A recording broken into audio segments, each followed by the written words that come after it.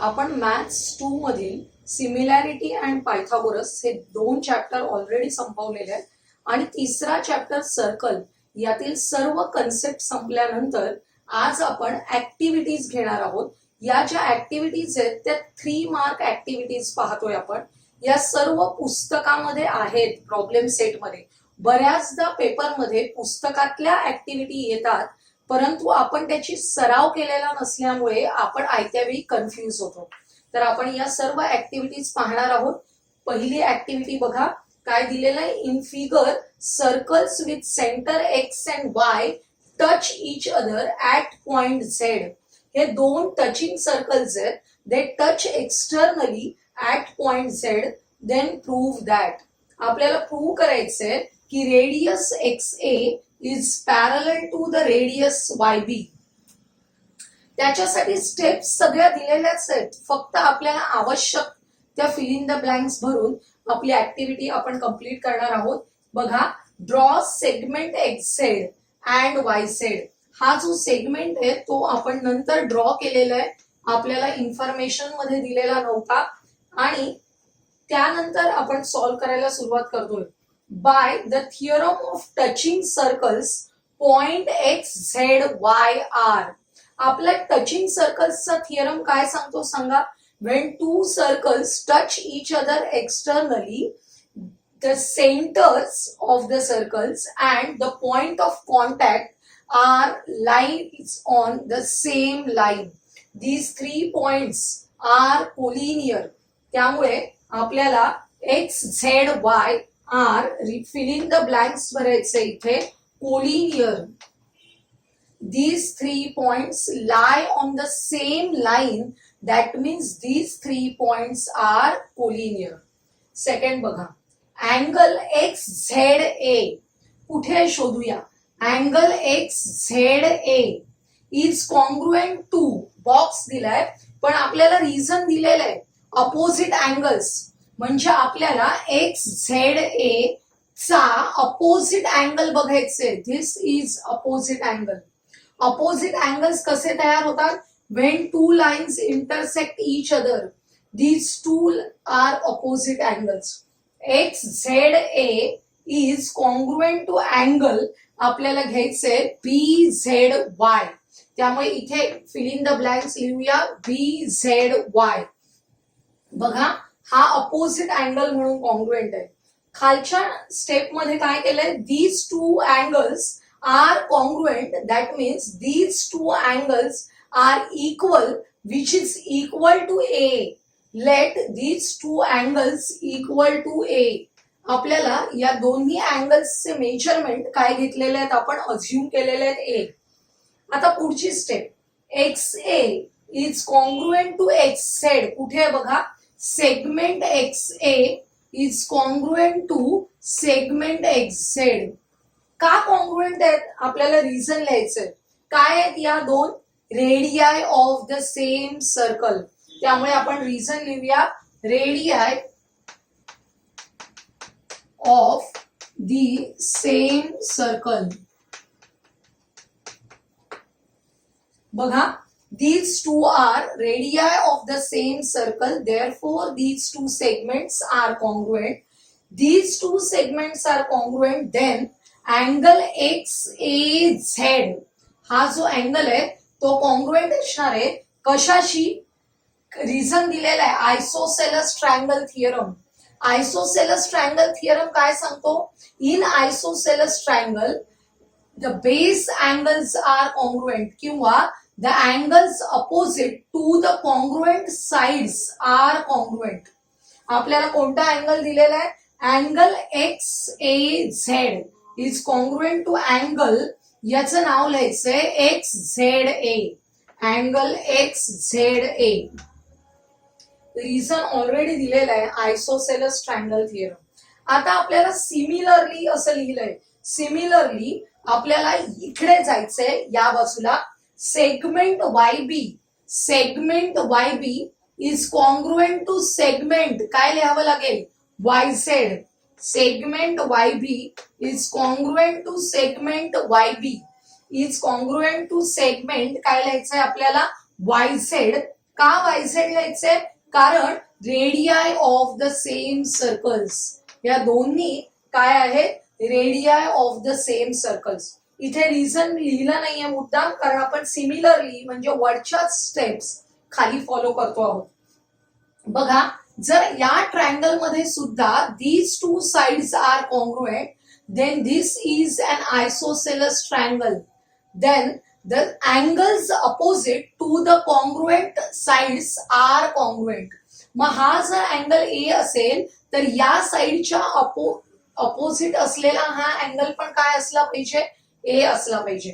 बघा, angle BZY, angle BZY is congruent to angle. कोणता angle आहे? ZBY. कोणता अँगल घ्यावा लागेल? ZBY. बरोबर आहे. त्यामुळे आपण इथे घेऊया, किंवा याचं नाव तुम्ही असं पण लिहू शकता YBZ. कसंही लिहिलं तरी चांगले. अँगल BZY ऑलरेडी त्यांनी दिलेला आहे. अँगल BZY दिलेला आहे आणि या अँगलचं नाव लिहायचंय आपल्याला YBZ. Angle YBZ. त्यामुळे काय झालं बघा, पहिलं आणि तिसरं स्टेटमेंट यांच्याकडे, फर्स्ट, सेकंड अँड थर्ड तिन्ही स्टेटमेंट कडे लक्ष द्या. XZA is congruent to BZY. इकडे आपण बघितलं this XAZ is congruent to XZA. म्हणजेच काय कळलं आपल्याला? हा जो BZY आहे तो या XAZ शी कॉन्ग्रुएंटच आहे, आणि हाच BZY या XAZ शी कॉन्ग्रुएंट असल्यामुळे हे कसले ट्रायंगल होणार आहेत बघा. हा जो अँगल आपण घेतला YBZ कॉन्ग्रुएंट आहे. बघा, हा याच्याशी कॉन्ग्रुएंट आहे, हा याच्याशी कॉन्ग्रुएंट आहे, हा याच्याशी कॉन्ग्रुएंट. थोडक्यात सगळेच ए आहेत. म्हणजेच हा जो ए आहे, हा ए अँगल बघा, हा ए अँगल या ए अँगलशी कॉन्ग्रुएंट आहे. कोणत्या टाईपचे अँगल्स झाले बघा? कोणत्या टाईपचे अँगल्स झालेत हे? झेड आकाराचे अँगल्स. म्हणजे कोणत्या अँगल्स? Alternate angles. लक्षात येत आहे? बघा, जेव्हा दोन अशा लाईन्स असतात आणि ही त्यांची ट्रान्सव्हर्सल असते, तेव्हा अशा आकाराचे जे अँगल्स तयार होतात झेड आकाराचे, या झेड आकाराच्या अँगल्सना आपण कसले अँगल्स म्हणतो? Alternate angles. तसेच हे अँगल्स तयार झालेले आहेत आणि त्यामुळे segment XA, when these alternate angles are congruent, then these two lines are parallel to each other by alternate angle test. Therefore, XA, radius XA is parallel to radius YB. Reason लिहिलेलं आहे and alternate angle test for parallel lines. बघा, हे example तुम्हाला 3 मार्काला सोडवण्यासाठी पण येऊ शकतं. इथे आपल्याला ते ऍक्टिव्हिटी म्हणून दिलेलं आहे. याच्यामध्ये महत्वाच्या 2 गोष्टी वापरतोय आपण. These two are opposite angles and these two triangles are isosceles triangles. आणि या आयसोसेलस ट्रायंगल्स मुळे हा अँगल आणि हा अँगल पण कॉन्ग्रुएंट आहे, which are alternate angles. Therefore, these two lines are parallel to each other. आपण सेकंड ऍक्टिव्हिटी बघूया.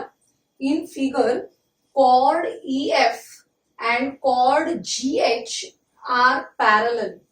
या ज्या 2 chords आहेत बघा, EF and GH are parallel. Prove that. काय प्रूव्ह करायचंय? chord EG and chord FH are congruent. आपल्याला या कॉर्ड्स कॉन्ग्रुएंट दाखवायच्या आहेत. त्याच्यासाठी आपल्याला फिल इन द ब्लँक्स दिलेले आहेत. प्रूफ कंप्लीट करायचं आहे आपल्याला. Draw segment GF. हा जो सेगमेंट GF आहे तो आपण ड्रॉ केलेला आहे, डॉटेड लाईनने दाखवलाय. आता these two angles are congruent. शोधूया आपण कोणते दिलेत, त्यावरून आपल्याला रिझन लिहिता येईल. काय बघा, EFG अँगल EFG म्हणजे हा अँगल आहे, is congruent to angle FGH. Angle FGH हा अँगल आहे. कोणत्या आकाराचे अँगल्स दिसत आहेत बघा तुम्हाला? जर EF is parallel to GH and FG is a transversal, then these two angles are alternate angles. Therefore these two angles are equal. म्हणजेच आपल्याला रिझन काय लिहायचंय? Alternate angles. पॅरलल लाईन्स आल्या की आपल्याला अल्टरनेट अँगल्स फार महत्वाचे आहेत. बघा, angle EFG, angle EFG is equal to, हा जो अँगल आहे त्याचं मेजरमेंट किती असणार आहे? कशावरून लिहायचंय? या रिझन वरून. Inscribed angle theorem. आपला इन्स्क्राइब्ड अँगल काय थिअरम काय? बघा, हा जर इन्स्क्राइब्ड अँगल असेल तर त्याचं मेजरमेंट किती असतं? त्याने इंटरसेप्ट केलेल्या आर्कच्या निम्म. बघा, त्याने इंटरसेप्ट केलेला आर्क कोणता आहे? हा आर्क आहे, दिसतोय? अँगल EFG ने इंटरसेप्ट केलेला हा आर्क आहे, त्याच्या हाफ असणार आहे. म्हणजेच आपल्याला ही फिल इन द ब्लँक्स कशी लिहायची आहे? Half of the major arc. कोणता आर्क आहे? EG. आपण मायनर आर्क असेल तर दोन अक्षरी नावं लिहू शकतो. Half of the major arc EG असं आपल्याला लिहायचंय. आता रिझन त्यांनीच दिलेलं आहे, इन्स्क्राइब्ड अँगल थिअरम.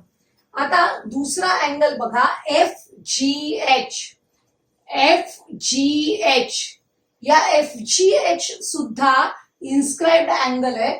याने इंटरसेप्ट केलेला आर्क कोणता आहे? बघा, FGH ने इंटरसेप्ट केलेला हा आर्क आहे, त्याचं नाव काय? FH. त्यामुळे angle FGH is equal to half of the major arc FH. Half of the major arc FH. Inscribed angle theorem. आपल्याला 1, 2, 3 स्टेटमेंट्स मिळालेले आहेत. पहिल्या दोन स्टेटमेंट मध्ये सांगितलंय की these two angles are equal.